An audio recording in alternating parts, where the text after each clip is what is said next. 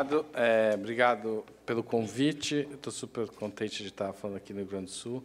A Libre tem um carinho especial pelas experiências de vocês, pela experiência da Feira do Livro, pelo Luiz Fernando, que é nosso associado também, e grande batalhador com a gente dessa causa que é a da bibliodiversidade.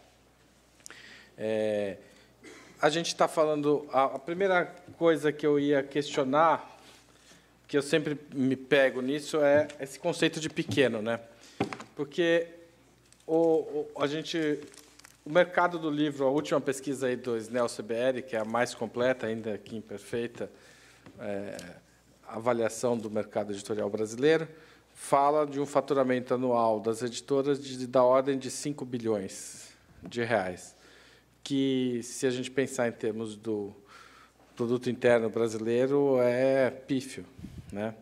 O Brasil tem um PIB da ordem de 1 trilhão, caminhando para o segundo trilhão, salvo engano. Não sei se alguém tem esses detalhes. Então, a gente, na realidade, o mercado brasileiro, editorial brasileiro, é todo muito pequeno.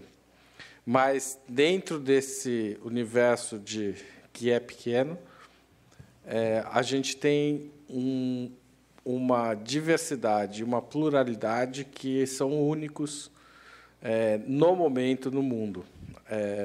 Claro, há alguns outros países que também se assemelham nesse aspecto, mas aqui no Brasil a concentração é menor e eu acho que ela é fruto de uma vontade brasileira de se reconstruir. Acho que está ligada a uma experiência de reconstrução política que a gente viveu a partir do fim do regime militar.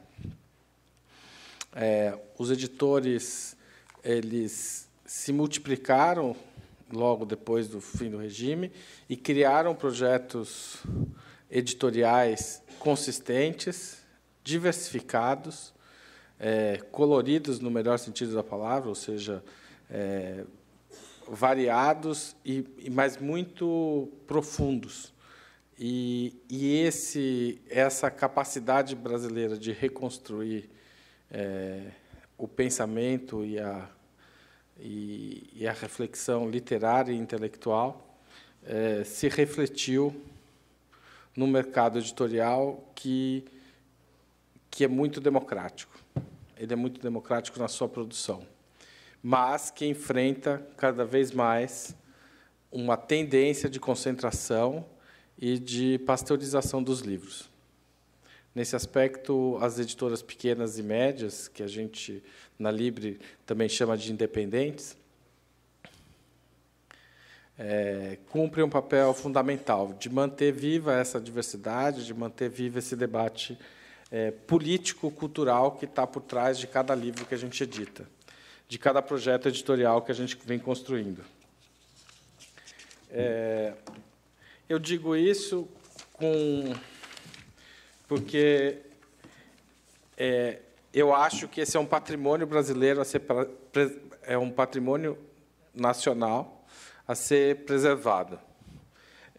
Eu acho que algumas das melhores coisas que aconteceram no país foi essa capacidade de aprender a lidar com a diversidade e aprender a valorizar essa diversidade, e essa diversidade intelectual e literária é parte dela. Eu, uma vez, usei uma comparação que eu acho que para falar desse conceito da bibliodiversidade, que eu acho que talvez expresse melhor do que uma ideia vaga ali, de um conceito que está parente do conceito da biodiversidade. Se a gente pensar numa floresta de eucaliptos, tem muita árvore, mas muito pouca vida numa floresta de eucaliptos. Ninguém vai passear numa floresta de eucaliptos. Ninguém vai aprender muita coisa. Ninguém come numa floresta de eucaliptos. Agora, se a gente pensa numa mata atlântica, na diversidade de espécies, de cores, de registros que existem num ambiente em que a diversidade floresce, a gente percebe a importância para a vida, que é um espaço plural e diferente, né? Então, o mercado dos livros, o mercado das ideias, no melhor sentido desse termo, é um mercado que precisa florescer, que precisa valorizar a diferença e que as espécies, ou seja, os livros que a gente edita, precisam ser diferentes uns dos outros. Então, quanto mais diferentes os títulos, quanto mais diversos os autores, diversas as editoras, os projetos editoriais, as livrarias, as opções de leitura, mais interessado vai ser esse país na leitura e na difusão das ideias. Eu devia falar um pouquinho de mim, né, antes do começo, mas eu sempre esqueço essa parte, talvez porque acho que não é central, mas eu sou jornalista de formação. Eu comecei a trabalhar em 1994, aos 20 anos, na Folha de São Paulo. Eu trabalhei muito tempo cobrindo política e cultura na Folha, sobretudo. Depois eu fui para o Estadão para cobrir só livros e crítica literária. E daí, em 2003, final de 2003, começo de 2004, minha mulher, que também era jornalista, mas já trabalhava com edição, resolveu abrir uma editora. Eu fui demitido do Estadão num dos cortes e aproveitei para dar um gás nesse projeto, que é o da Alameda Casa Editorial, que eu estou colocando o site aqui para vocês. Não cabe inteiro na página, porque é para projeção, mas dá uma ideia da nossa cara. A gente publica, sobretudo, livros e ensaios acadêmicos, alguns ensaios jornalísticos, pouca ficção, alguma poesia, entre elas o Lizalde, que o Roberto Baense citou aqui, um poeta mexicano que a gente publica. Esse projeto ele nasceu com uma ideia, com uma avaliação que a gente tinha da situação do país, de que o nível de escolaridade vinha crescendo, continuaria a crescer velozmente, e que, nesse ambiente, havia cada vez mais espaço para livros difíceis, livros duros, livros que precisam circular e que trazem um pensamento de ponta da universidade brasileira. A gente viu, nesse período de tempo, de fato, a escolaridade crescer muito. Claro que com os problemas estruturais que o Brasil tem, então, tem problemas de qualidade nesse crescimento, mas o fato concreto é que as pessoas estão ficando muito mais tempo na escola, estão chegando à universidade muito mais gente, e hoje o Brasil tem mais pessoas com nível universitário superior completo do que a Argentina, que era um cenário que é inimaginável 2 décadas atrás. Claro que, como eu disse, não é um cenário perfeito. A massa desses universitários não são leitores dos meus livros, infelizmente. Gostaria que fossem. Mas a gente sabe da importância do que a gente está editando. Assim como a Alameda, tem uma centena de editoras, na verdade, são 130 editoras que são reunidas na Libre. A entidade nasceu por volta de 2002, para fazer um evento que se chamava Primavera dos Livros. Esse evento deu certo, com essa ideia de exibir essa diversidade que estava cada vez mais difícil de fazer chegar nas livrarias. E desse evento surgiu uma entidade que funciona diariamente com a ajuda de todos os associados. A gente tem um grupo de discussão que é extremamente ativo. Então, todos os dias, alguém coloca um problema, dá uma informação, sugere uma saída, contatos, etc. Ou seja, uma rede colaborativa de produção. Então, se alguém está procurando um profissional de qualidade, põe lá. Alguém indica um designer para esse tipo de livro, alguém indica, tem o contato da livraria tal, quero conversar lá para pôr meus livros, um distribuidor no Rio Grande do Sul, um distribuidor no Pará, onde quer que seja. A gente vai construindo dia a dia essa colaboração e a gente percebe que essa colaboração fortalece todo o grupo. É uma espécie de concorrência colaborativa. Todos nós concorremos dentro do mercado, mas os pequenos e médios são mais fortes quando eles trocam informação entre si do que quando eles têm que gastar para garimpar essa informação. Então, quando eles trocam informação, um dia você cede uma informação, no outro dia vem o dobro de informação para você. E com isso, eu acho que a Libre teve um papel fundamental de, mesmo num período de recesso, de dificuldades do mercado editorial no espaço das livrarias, as livrarias fechando, as grandes redes passando a cobrar a exibição dos livros, impondo novas dificuldades, essas editoras, algumas com décadas de trabalho, como a Palas, outras mais jovens, como a Alameda, e outras mais jovens ainda. Tem, por exemplo, um dos funcionários da Alameda hoje tem uma editora, um dos primeiros funcionários da Alameda tem uma editora e entrou na Libre, e hoje é diretora, o Guilherme Kroll, dono de uma editora que chama Balão, deve ter uns 30 ou 40 títulos. Essas editoras, a Libre manteve, nesse cenário, uma expectativa e uma capacidade de gerar alguma receita adicional para os associados, mas também a busca de soluções cotidianas que permitem que essas editoras, mesmo no ambiente hostil, elas continuem florescendo, né? Então, não à toa a gente usa muitas metáforas da flor, da primavera, dessas coisas, porque a gente acredita nessa ideia de que os livros vivem. Mas, como a gente pôde ver na primeira palestra de manhã sobre as livrarias, esse hoje, mais do que nunca, é um mercado em mudança diária, cotidiana, e que a gente precisa se adaptar todos os dias. Voltando à questão do nosso tamanho, um dos contatos frequentes que a gente tem feito é com o BNDES.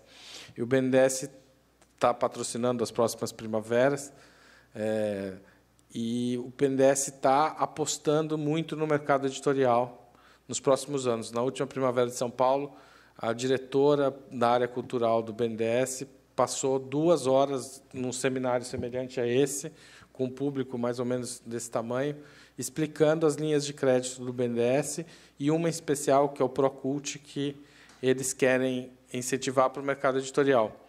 Só que o Procult tem um problema na cabeça dos editores, inclusive na minha cabeça, porque o valor mínimo que você pode requisitar é de R$ 1 milhão. É uma linha de longo prazo, de 10 anos, com carência, juros, TJLP, etc. Mas R$ 1 milhão na cabeça dos editoras parece que é um negócio inalcançável e que a gente nunca vai conseguir nem fazer o projeto para montar. E essa diretora, a Luciana, ficava assim, é só R$ 1 milhãozinho. Eu não consigo baixar de R$ 1 milhão. Eu não posso baixar de R$ 1 milhão porque eu teria que negociar com 4 ou 5 diretorias. E, se você fizer as contas, você consegue fazer um projeto de R$ 1 milhão. E uma editora da Libre, que é a Cálice, que foi citada aqui também, acho que pelo Roberto, algum tempo atrás, ela estudou esse projeto e fez um projeto de R$ 1 milhão e deu um grande salto. E ela estava nesse seminário e explicou a experiência dela e as dificuldades que ela teve, o tempo que ela levou para conseguir autorização, provar os pré-requisitos e tal. Alguns dos pré-requisitos que ela teve que passar já não existem mais, então já é mais simples o processo. Mas o que a gente acha importante, e a gente está tentando levar isso para os editores da Libre, vamos ver se o BNDES explica passo a passo a construção desse projeto na próxima primavera do Rio, em outubro, é que a gente precisa pensar maior. Assim, a gente precisa pensar com cabeça de negociante e precisa entender que o que a gente chama de investimento, que às vezes a gente não computa muitos investimentos que a gente faz e que a gente precisa aprender a computar para ter acesso a essas linhas mais complexas e de mais longo prazo. Mas, para além disso, a gente tem que pensar cotidianamente numa série de táticas e estratégias, tanto para o livro físico quanto para o livro digital. A gente tem que pensar todos os dias em encontrar novos mercados, encontrar novas livrarias e, principalmente, convencer os livreiros da importância que a edição independente tem na vida cultural e na vida da livraria. Os livros das editoras independentes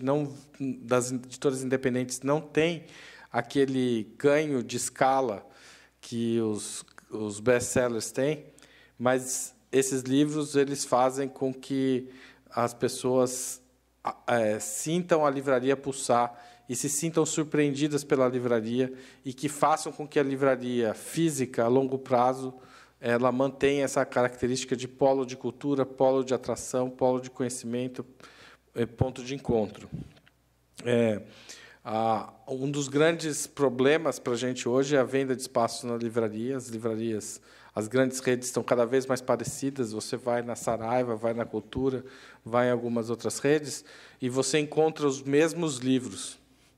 Isso significa que perde o sentido ir à livraria, porque, para encontrar aqueles livros, a internet é muito mais rápida, muito mais barata, muito mais... e permite essa comparação de frete, de preço, de velocidade de entrega, que a livraria física não tem. E, quando a livraria física se submete a essa lógica, ela acaba, aos poucos, matando o consumidor frequente de livros, que deixa de ir lá porque não se sente surpreendido. É muito difícil para o livreiro pensar isso, eu imagino, porque, assim como a gente tem que fechar as contas do mês, o dono da livraria tem que fechar e ele precisa de giro e precisa a coisa circular. Mas tem um sentido estratégico ter uma livraria com livros diferentes e com livros com a bibliodiversidade dentro dela. Então, o Roberto... Eu roubei porque, na verdade... Ontem o Roberto, ele não quis falar, mas ele tomou mais do que eu, né? Mas tudo bem.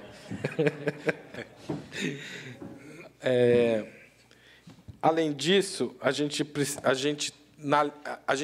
como que a gente sente isso dentro da entidade? A gente tem uma pressão enorme de prefeituras, de cidades, que às vezes até tem uma livraria, tem algumas livrarias, mas que querem que a gente organize feiras de livro nas cidades, porque eles sentem uma necessidade de uma coisa diferente do que está oferecido normalmente. E a gente não pode atender isso, a gente não tem perna para isso e a gente não tem interesse estratégico nisso. A gente faz as feiras, mas a gente faz as feiras no sentido de tentar construir um mercado mais sólido e não de substituir o mercado. Então, a gente até instiga as prefeituras a procurarem as livrarias, para as livrarias entrarem em contato com a gente, para a gente poder apresentar esse catálogo de 130 editoras que, reunidas, ele é muito mais forte que o catálogo de qualquer editora brasileira, mesmo a intrínseca com a LPM agora juntas, certo? Então, a gente quer chamar a atenção para essa nossa produção, porque ela é realmente de alta qualidade e de muita seriedade. Agora, para o livro digital, eu acho que tem algumas questões que a gente precisa prestar atenção, porque há muitas possibilidades em aberto. A primeira delas é essa noção que os editores têm de ter de que biblioteca não é livraria. E que, quando a gente vende o nosso acervo, isso tem um preço que a venda do livro unitário não responde. Quando a gente forma um catálogo, a gente forma um conhecimento, uma lógica, relações, um sentido que expressa o papel do editor. A gente não pode vender o catálogo como a gente vende os livros separadamente. As pessoas não podem comprar da gente livros separadamente e vender bibliotecas, como se todos os nossos livros já estivessem lá e eles só comprassem a hora que precisasse. Isso é uma das questões que, por exemplo, a nuvem, a gente acabou se aproximando da nuvem por um pouco, a minha editora especificamente, mas a Libre, muitos editores da Libre também, por conta dessa característica especial do modelo de remuneração, que a gente acha que é o modelo que remunera a biblioteca. Ou alguns outros modelos não remuneram, e a gente sempre fala para eles, quando vocês remunerarem o catálogo, que a gente construiu ao longo desses 10 anos, que a gente tem 300 livros do pensamento de ponta brasileiro, as pesquisas mais recentes na área de história, sociologia, etc., a gente vai estar junto. Agora, enquanto vocês quiserem só comprar meu livro a hora que tiver a demanda de um livro e você querer emprestar para 100 pessoas, etc., e tal, a gente não vai ceder. Então, as editoras elas constroem muito mais do que livros. Elas constroem lógicas de pensar, de se relacionar com os leitores, de construir uma comunidade em torno do que... Uma comunidade virtual, não estou nem pensando digitalmente, mas virtual no sentido virtual mesmo, que a gente usava antigamente, e que é até difícil agora a gente usar, não consigo usar outra palavra, mas uma comunidade de pessoas que não se conhecem, mas que se reconhecem nos livros que a gente produz. E quanto mais a editora construiu isso, ela mais é capaz de, nesse momento, fazer uso dessa comunidade para alavancar a marca, alavancar venda, alavancar as redes que vão além do grupo inicial, porque hoje o virtual digital também favorece que essas marcas elas andem mais adiante. No caso da Alameda, a gente tem, além da experiência digital da nuvem, a gente tem uma experiência que a gente está apostando muito, que ainda não trouxe grandes vendas, mas a gente acha que uma hora vai render, que a gente tem uma espécie de correspondente a gente tem uma distribuidora na Europa, mas uma distribuidora que imprime sob demanda. Então, a gente tem cerca de 100 livros hoje que você pode comprar em qualquer lugar da Europa com entrega de continente europeu, de tempo de continente europeu.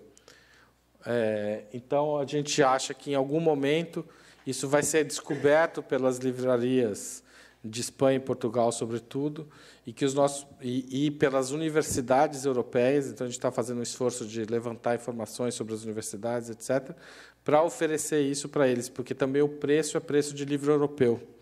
A gente não está vendendo o preço do livro brasileiro, mais o frete que tornaria inviável mandar os livros para lá, e o mercado seria pequeno. E a gente faz isso por meio digital, né? A gente sobe o PDF e passa a estar disponível no mercado europeu. Como eu disse, isso ainda não rendeu grande coisa, mas a gente acha que vai render. Da mesma forma, a gente está fazendo um investimento lento, que ainda também não tem retorno concreto, mas a gente imagina que em algum momento vai ter, na venda de livros digitais mesmo. Então, a gente está fazendo um investimento cotidiano. Todo mês a gente converte 3 ou 4 livros, que é um pouco o nosso jeito de fazer as coisas. A gente vai sempre tateando esses mercados novos, essas novas opções, até a hora que a coisa começa a virar.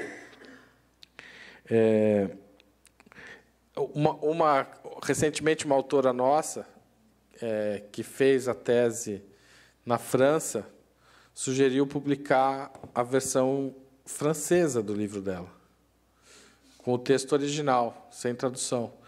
E a primeira reação da gente foi: a gente não publica livros em francês. Mas está errado. A gente pode publicar livros em francês. O livro digital dela, nada impede que a gente coloque no mercado francês com uma editora brasileira por meio das redes, se a gente tiver os direitos. E ela ofereceu esses direitos para a gente. Ela não quer procurar uma editora na França. Ela quer publicar com a mesma editora dela no Brasil. E é viável. A gente pode pensar nisso. Certo? Ou está errado? Você pode estar na França e comprar um livro. E isso era uma possibilidade que não existia antes. Então, a gente tem que estar aberto a esse monte de opções que esse novo mercado oferece. Da mesma forma que a gente coloca os livros nessa distribuidora europeia, tem uma editora na Alemanha que tem um sistema de publicação bastante o contrário do que a gente imagina que deve ser uma editora. Ela procura os textos acadêmicos Por exemplo, eu fiz o doutorado, acabei em 2012, e minha tese vai para o banco de tese da USP, está disponível lá. Se eu quiser dizer para alguém que eu publiquei na Alemanha, essa editora me oferece a possibilidade de publicação gratuita e coloca meu livro à disposição na Alemanha por 80 euros. E, se vender um exemplar, ela já gastou o tempo lá do robô que converte aquele PDF num livro tosco, sem revisão e sem nada, mas ela coloca lá.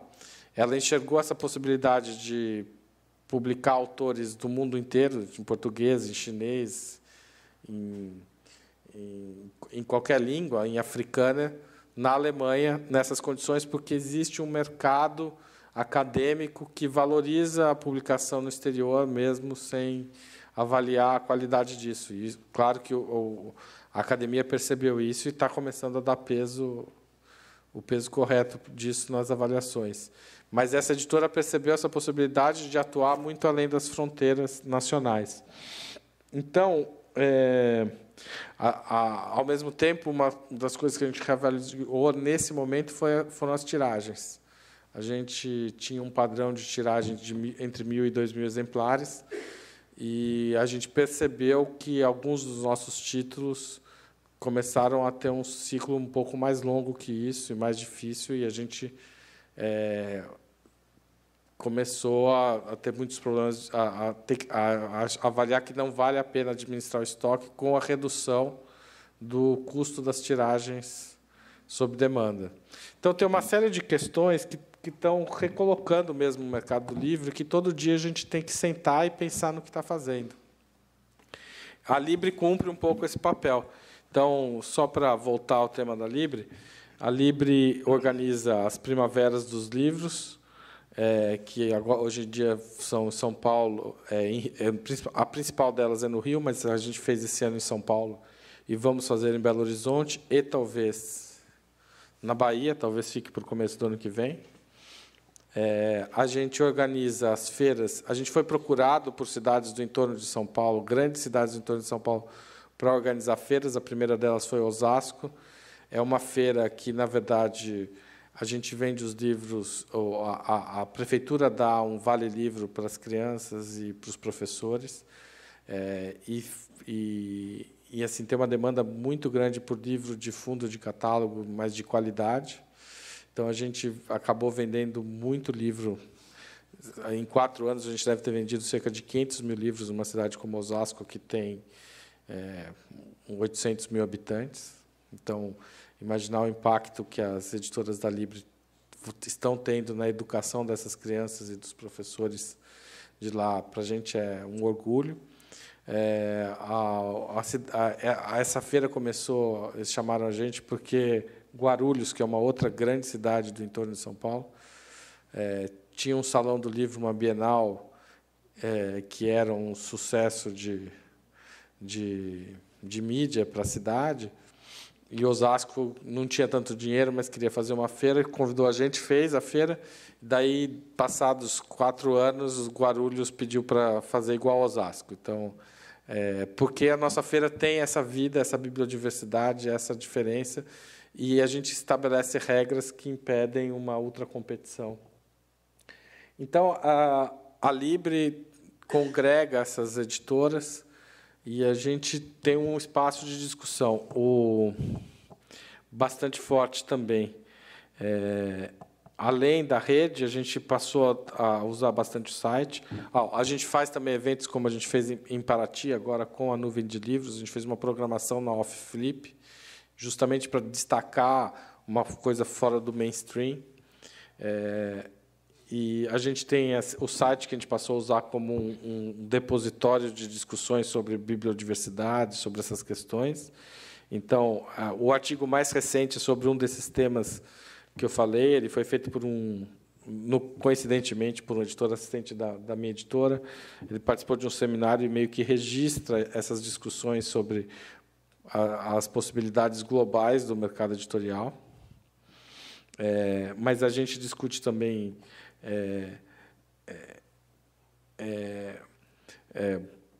algumas questões pertinentes, como a crítica na crise literária, os desafios para as editoras independentes do futuro digital. Enfim, a gente aqui procura registrar esse caminho que a gente vem construindo em torno dessa ideia forte que é da bibliodiversidade. E a gente tem, há 4 anos, exatamente, né, quando a gente publicou esse texto, esse programa a gente preparou para a última eleição presidencial, e é um programa que resume a postura da Libre em defesa desse conceito da bibliodiversidade. Então, a gente acha que é fundamental incentivar a abertura de livrarias, estabelecer cotas e regras que limitem a participação das grandes editoras nas compras governamentais. Isso foi feito a partir de 2002.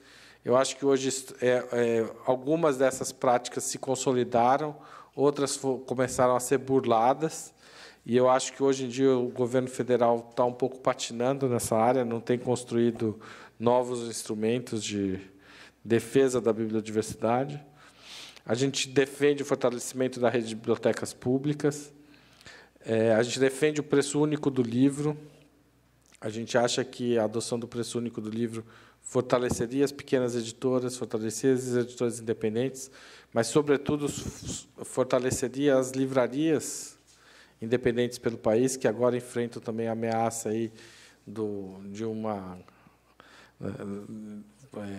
das grandes redes internacionais. A Amazon destruiu o mercado americano de livrarias independentes. Então, a gente precisa criar mecanismos legais para limitar o poder de redes assim.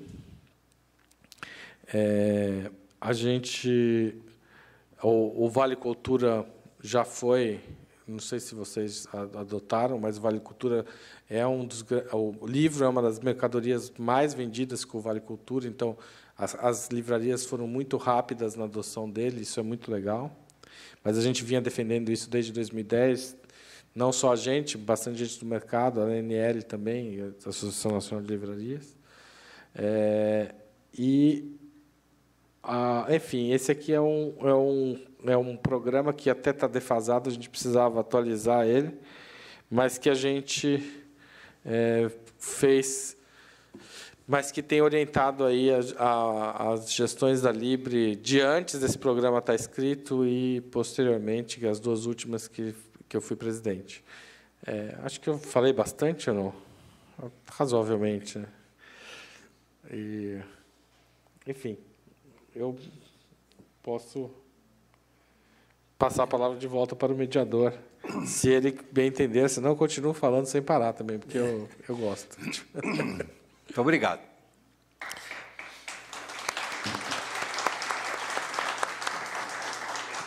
Eu vou pedir para recolher as perguntas, por favor. Se quem tiver perguntas para fazer, até que cheguem as perguntas, a gente faz um debate por aqui. Muito bem. Vamos conversando pela questão do livro por demanda. Não é? Como é que funciona a liga com as editoras e se há demanda por livro por demanda?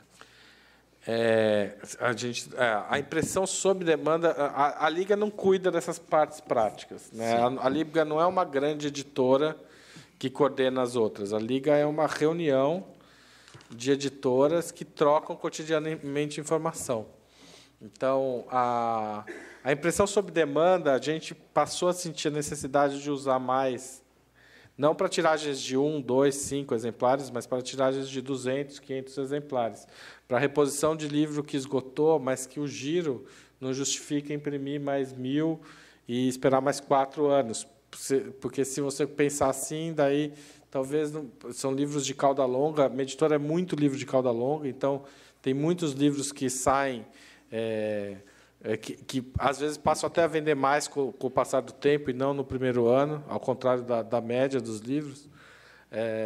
Então, a gente passou a enxergar na impressão sob demanda e não na tiragem completa uma possibilidade de fazer investimentos mais racionais e de não ter que gerir tanto estoque, né? Então, essa era uma opção que a gente recorria muito raramente, mas esse último ano a gente aumentou a possibilidade de, com isso, a gente aumentou as reedições. Então, o que faz com que também o custo do livro... que a gente tenha menos livros fora de catálogo, que para a gente é muito importante. Também. Temos uma pergunta aqui. Manter uma entidade independente é sempre uma dificuldade.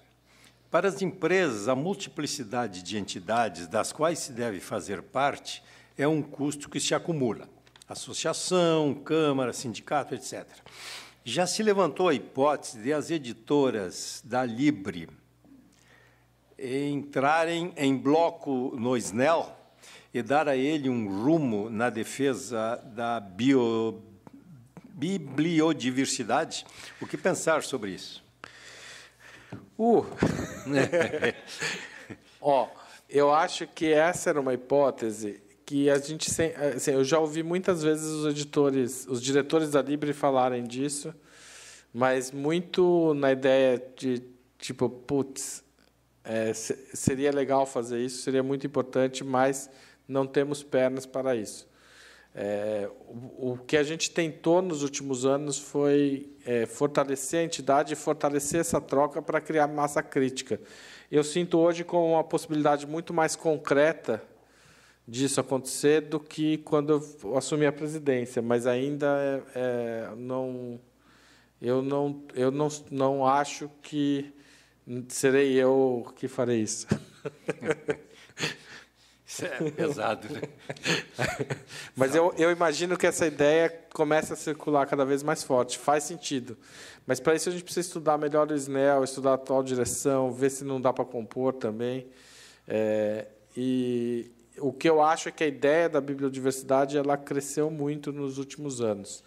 E a gente agora precisa dar substância a ela, né? A gente precisa criar indicadores, a gente precisa criar reflexão. Esse é o meu mandato acaba no começo do ano que vem, mas eu estou querendo deixar essa questão mais ou menos engatilhada para a gente soltar várias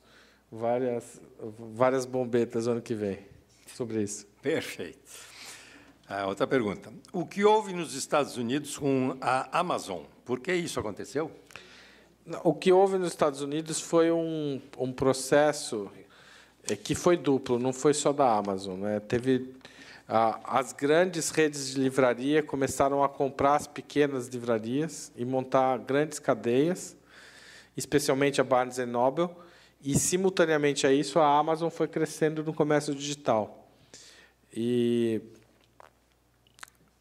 o crescimento, isso gerou duas grandes cadeias de distribuição no livro nos Estados Unidos, 2 ou 3 redes, e mais a Amazon. Num primeiro momento, a cadeia ganhou velocidade, barateou, etc., mas, como eu disse, as livrarias vão ficando cada vez mais iguais e as livrarias da ponta começaram a acabar. O comércio eletrônico nos Estados Unidos é muito grande. Então, assim, isso que aconteceu com a rede de livrarias também aconteceu em outras áreas da economia. Mas, na área das livrarias, foi muito mais radical e a perda me parece ser muito mais grave. O que aconteceu é que as livrarias físicas fecharam e hoje tem a grande maioria das cidades dos Estados Unidos não tem livraria. E era um país que tinha livraria em muitas cidades. Ok, obrigado. Vamos a mais uma. As editoras da Libre já discutiram a união operacional em setores como logística, comercial, etc.? Já. Eu acho que assim, logo que a Libre foi fundada, eu nem tinha editora ainda, teve um grupo que tentou montar uma distribuidora conjunta, não deu muito certo, tinha muitas discussões sobre, adicionando depois completa, e várias tentativas. Acho que foram feitas nesse sentido. A gente está tentando pensar uma livraria comum agora aos editores da Libre. A gente vai ter uma reunião de diretoria com uma empresa de software que vai apresentar esse projeto para a gente na semana que vem, daqui 2 semanas. Isso vem sendo discutido há um tempo, mas a ideia é montar uma livraria comum que seja também uma possibilidade de acesso a distribuidores, ou seja, com possibilidade, num passo próximo, futuro mais próximo, de ser também uma cadeia de acesso ao distribuidor a essas editoras, em que o distribuidor pode ir lá e comprar de várias editoras ao mesmo tempo, sem ter que ir uma por uma, fazer pedido de uma por uma. Mas também uma livraria para o consumidor final, com limites de desconto, porque a gente não quer concorrer com a cadeia normal, mas a gente quer ter um espaço que todo o catálogo da Libre esteja reunido e que a logística não seja exatamente a mesma, mas a forma de comprar e o acesso seja próximo. Então, é uma discussão tecnológica que a gente está elaborando que pode favorecer a venda de todos os editores da Libre, tanto para o consumidor final, mas também para o mercado livreiro. Muito bem. O Clube dos Editores do Rio Grande do Sul poderia utilizar algumas iniciativas da Libre. Como você vê isso? No caso das feiras, as livrarias não brigam com vocês pelo fato de concorrência?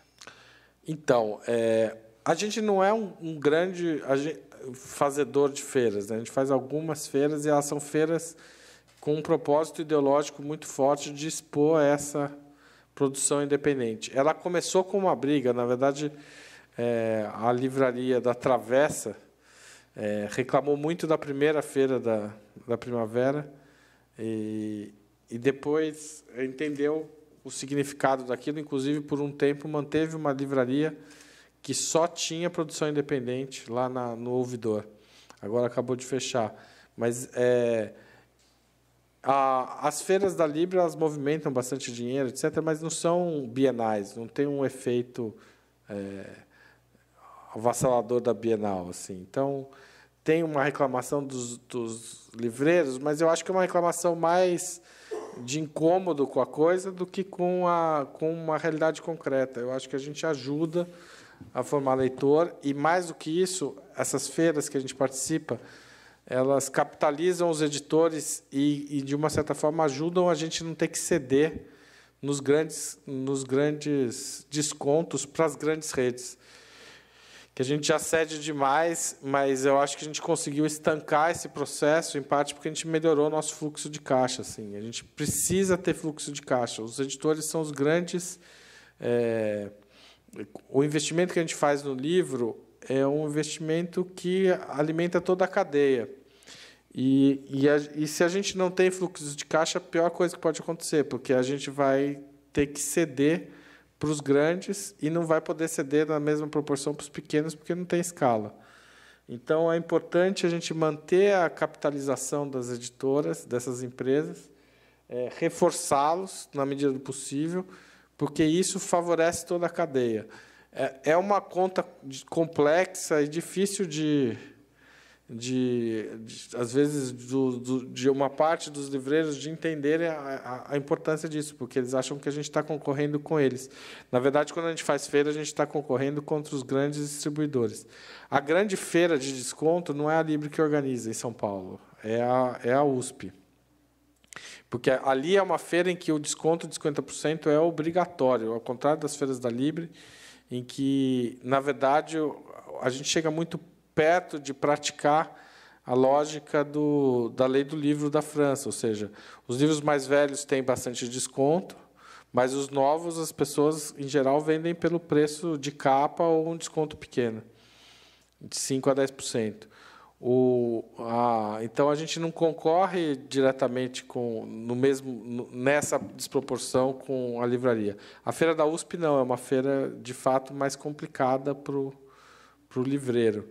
Agora, essa feira ela estancou um problema de fluxo de caixa terrível que as editoras tinham no final do ano, e eu acho que favoreceu a gente na negociação com as grandes redes, e isso indiretamente favoreceu os pequenos livreiros.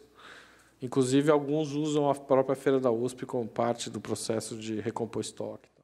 Então, a gente precisa de mais associados, né? A gente acha que a gente representa muito mais gente do que a gente tem de associados. E eu acho que a Libre é uma entidade que tem um caráter reativador assim da vida das empresas. Assim, é muito as editoras. É muito legal acompanhar como elas entram, participam, aprendem, trocam, etc. Então, hoje a gente tem, na minha gestão, a gente pulou de 90 para 130 associados já. Não é uma associação livre, ou seja, é uma associação que passa por uma avaliação. As editoras se inscrevem. Atualmente, as regras a gente mudou as regras, eu tinha que atualizar aqui, não atualizei. Mas é legal a gente pede a apresentação de um outro editor que já seja associado da Libre, mas a gente acredita realmente que a associação precisa crescer e precisa ter novos sócios, mas com essa ideia de que as editoras precisam aderir em boa medida a esse programa que a gente defende de diversificação do mercado editorial e de aposta na biodiversidade. Muito bem, muito obrigado. Estamos dentro do tempo. Queremos fazer um agradecimento especial ao nosso presidente da Libre, Haroldo Ceravolo. Está certo a pronúncia? Está certo.